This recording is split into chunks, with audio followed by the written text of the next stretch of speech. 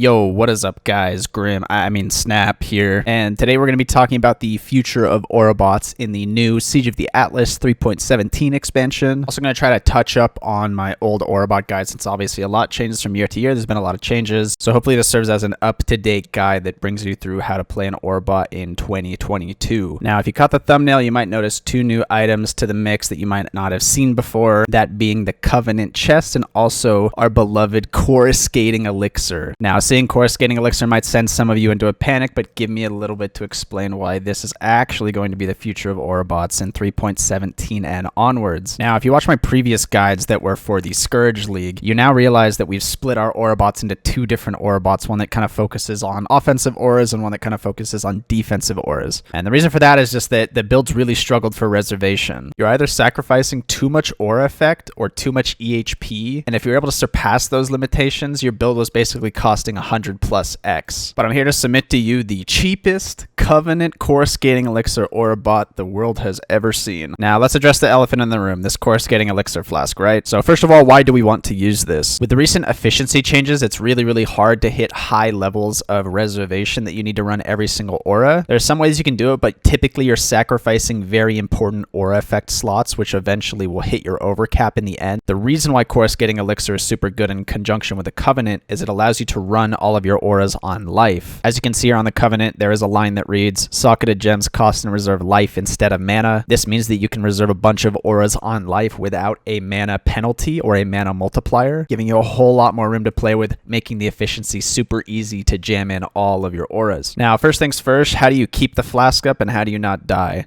So the first thing you need to know about the Flask is that it removes all of your life except for 1 when you use it. You see, when I use it here, my life goes all the way to 1. So obviously it's very important to keep 100% uptime on this thing. Question is, how do you do that? The answer is, luckily on our Ascendancy, we have access to the Pathfinder subclass on Scion. The important line here is that Flask gain 3 charges every 3 seconds. Additionally, you can see that this character has the Flask Mastery spec, which gives us Utility Flask gain 1 charge every 3 seconds. On top of the travel nodes that gives us 5, 5, and 25% increased flash charges gained. These two things together is way more than enough to give us 100% uptime on the Coruscating Elixir and put us in a permanent loop with the help of the Instilling Orb, which is to be reused at the end of this Flask's effect. There are 2 choices here on the Instilling Orb. One of them is reused at the end of the Flask's effect, and the other one is use on full. There are benefits to both of them, which we'll discuss a little bit later. But basically, just the Ascendancy plus the 1 Mastery is enough to have 100% uptime on the Coruscating Elixir, which in turn lets us use the Covenant chest, which in turn gives us a lot of life to reserve on, which makes the build a lot easier to fit a bunch of auras in. Now, keen observers might notice 2 problems with this, potentially. One of them being Nullifier, and the other one being less Flask charges gained map mod. Now, the less Flask charges gained map mod can completely be built around. Now, here I have a map mod, which is a temple map. It has players gain 50% reduced flash charges, and there's a problem with this where you have a bunch of Awakener bonus as well as a misinformation scaling this value up super high. However, an Overflowing Chalice with the use when charges reach full, as well as a rare belt with any amount of reduced flash charges used in duration can easily surpass the detriment that you get from a scaled Awakener less flash charge map. In this particular map, I have 82% reduced flash charges, and I am still very easily able to sustain 100% uptime on the Coruscating Elixir. Before Instilling Orbs and Masteries, this kind of a build playstyle wasn't really viable, as any time you guys would be lagging in a Delirium map, the map would rubber band and speed you up, and then the Flask would drop. So even if you're very on top of keeping your Flask up, eventually you would lag and your Flask would drop, causing you to die at some point. But now with Instilling Orbs and also the extra Flask gen from the Mastery, it is completely possible to have a completely automated Coruscating Elixir, giving us immense amount of power on our chest piece through the Covenant to reserve a lot more auras. Also, if you're not familiar with how the interaction with this Scion Pathfinder subclass interacts when you have a bunch of Flasks, even though I'm chugging all of these other Flasks here, it's still giving me the same amount of charges to my Coruscating Elixir, so having more Flasks equipped isn't really a concern when you have the generation to all of your Flasks. There is one more glaring concern with the build, and that is Nullifier and Nemesis maps, which turns off all of your Flasks. I tried searching for a Nullifier in some Delirium maps that I had, and I actually just wasn't able to find one. I popped in like 3 or 4 Beyond Delhi maps, and I just couldn't find it. So the mod is actually just hyper rare. I don't think it should be too big of a concern because the mob has to spawn and it has to target you. It has to not not be dead, and it has to go through your evasion. And then after all of that, you have to be standing on chaos degen before you get your flask back up. So if all of those culmination of factors come together to kill you, then great, you're dead. That's fine. I think it's a non-issue. The other main downside here is that we are losing out on the Guardian subclass, which gives us a hefty amount of physical damage reduction, which does hurt a little bit, but I think overall the increase in power you get from being able to run all of the auras on one character is going to be insurmountable compared to just losing out on some PDR from the Guardian. Now, if you've seen any Aurabot builds in 3.16 Scourge League, the tree is going to be very similar. However, there are some few key things that differentiates this tree from normal Aurabots. Here I have a POB of a simulated character here. It has a bunch of the gear that I was using for my Aurabot in Scourge League. Obviously, I haven't built this Aurabot in Scourge, but these are very, very obtainable items. A few benchmarks of the build. It's sitting at 88 overcap with 89 lightning. It has 80k armor close to, as well as 7k ES. Additionally, if we look at our DPS aura multiplier, it's sitting very close to 3. Additionally, it's running every DPS aura. It has a Vol aura setup. It has all of the defensive auras, including Grace and Determination. It has a banner, all of the purities, Vitality, Precision, Clarity. It has literally everything you could ever want in one character. Not to mention the sky-high ES of 7k, the 80k armor, as well as the 88 overcap. This build hits every single note. Not to mention, take a quick look through all of the items and you'll see that this build, minus the Militant Faith and the Unnatural Instinct, maybe costs you 2x to get off the ground. And simply taking off the Militant Faith and the Unnatural Instinct, you're sitting at 86 overcap, and this build maybe costs you 2 whole exalts to put together. Now, there's a few key things here you need to understand to figure out how you get so much aura effect, so much ES, so much armor on a build like this and be able to fit everything in for cheap. I think the big thing that I'm introducing into this build that I haven't done in previous Aurabot builds is the introduction of a Militant Faith. Militant Faith, for people who aren't super familiar with how this particular jewel works, is when the jewel is dropped, it rolls 2 different stats.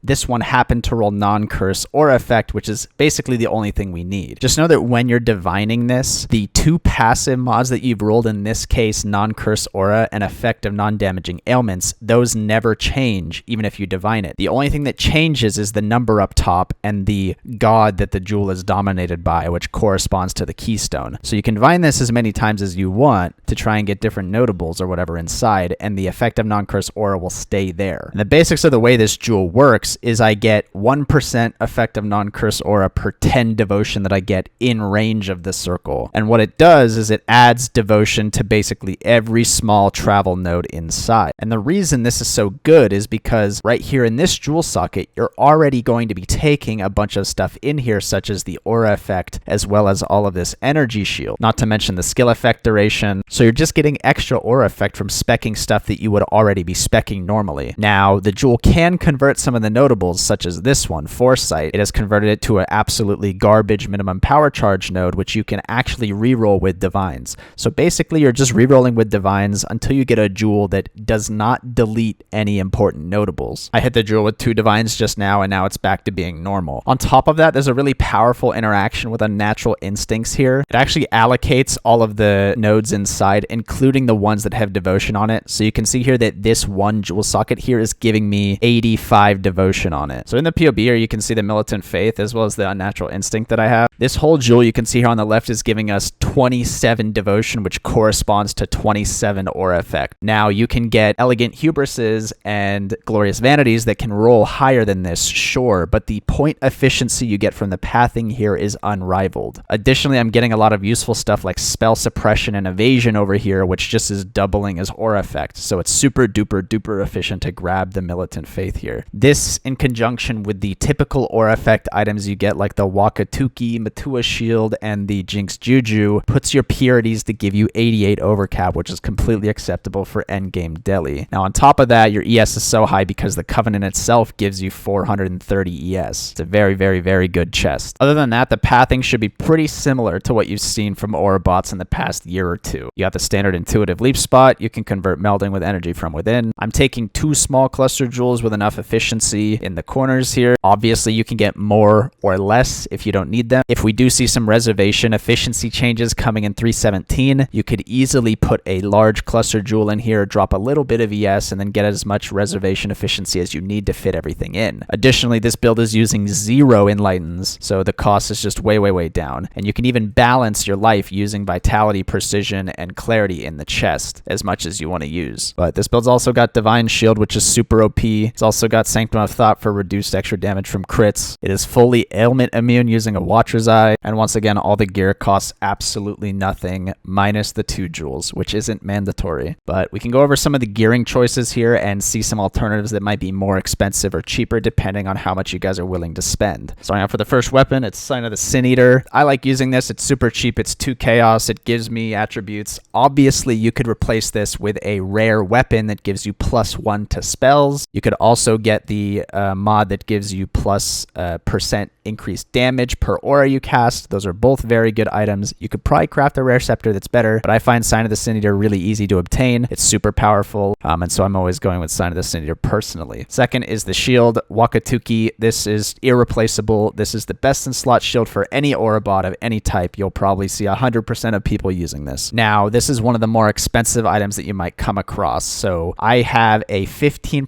synth helm. That is a synthesis mod for 15% aura effect. And then I have essenced 1 Essence of Loathing to get 10% mana reservation efficiency of skills. Now, obviously, this essence could roll a lot higher. You could get a much better helm, but I am planning for just the absolute dog shit base that I can put on and gives me a little bit of ES. You could replace this with a Mask of the Tribunal. That is 1 replacement. However, you might need to grab a little more efficiency and or down level your vitality and your precision depending on what your attributes are and how much efficiency you get from Mask of the Tribunal. But that is definitely an option you can use in the helmet slot. Just make sure that you get the effective aura. That is very important. Now here is the Covenant, the beloved chest that we are all switching to. One thing to know about this chest is that if you want to put your purities inside, which I think is the optimal setup, you're actually going to need to get a +2 Covenant and then probably spend 70 jewelers and vols to get this to a 5 socket so you can fit in everything except for clarity or precision. I don't think it's that big of a deal. 70 vol orbs can definitely be something you can afford if you're pushing this amount of overcap. But I definitely think this is the best place to put the purities for +2. Moving on to gloves, you can get Hands of the High Templar for +4, and you can put your defensive auras in there is probably the best thing to put in there since your offensive auras are going to be in your March of the Legion. You can replace this with just a random pair of rare gloves just to get some ES back if you don't want to pay for +4. These +4 gloves can typically run about maybe 3 to 5x depending on when you get them, although that could change and be more expensive as Cyrus is a little more rare. So just know that you can always use a rare pair of gloves there if you don't want to use the plus levels for Hands of the High Templar. Not a big deal. Last, March of the Legion on the boots.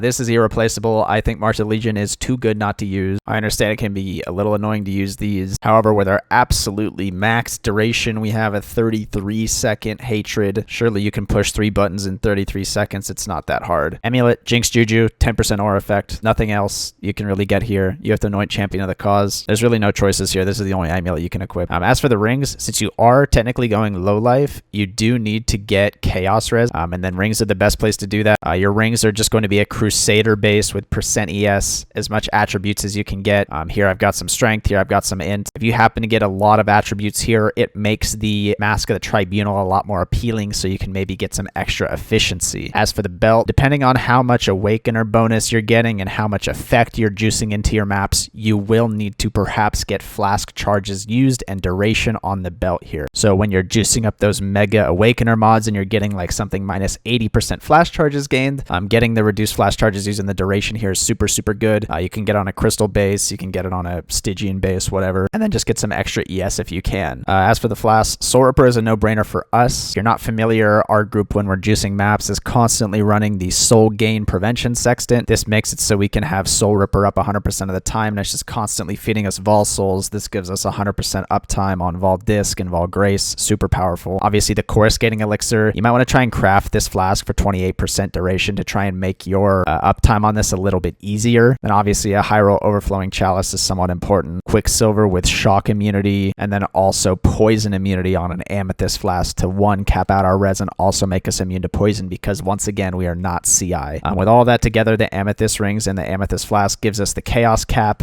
which is super comfortable here, and then 2 small cluster booster jewels with 25 effect to give us 7% efficiency. Should kind of give you a baseline of what substitutions you can make depending on if your price goes up or down. But this is, I think, is a good baseline to aim for to basically clear all content comfortably, especially if you're MFing in a 6-man. But you could obviously do this in a 2-man. This is a super duper powerful 2-man build that fits everything you were once fitting before. There's a few things on the socket groups here. Obviously, your triple DPS auras go inside of your boots. Please stop putting your purities in the boots. It's just bad. So just put your offensive auras here. It's fine. Obviously, you have a Vol Soul setup here with increased duration. The typical ones is Discipline, Grace, and then Molten Shell. I think Vol Molten Shell is really good if you're using the Sextant. Once again, you can have 100% uptime on what is essentially a guard skill instead of having it have a cooldown. Just know that this will kill stuff if stuff is attacking you, but you can weigh whether or not you think it's necessary to be killing stuff versus the defensive trade-off you'd get if you guys are culling in a 6-man, that is. You might notice here I have Malevolence in our setup. We're going to be going Vol BV as our carry skill in 3.17, so we value the duration more than we value the cast speed from haste, and we're going to be rotating the haste to somebody else. However, for more traditional players, you might just put the haste back in here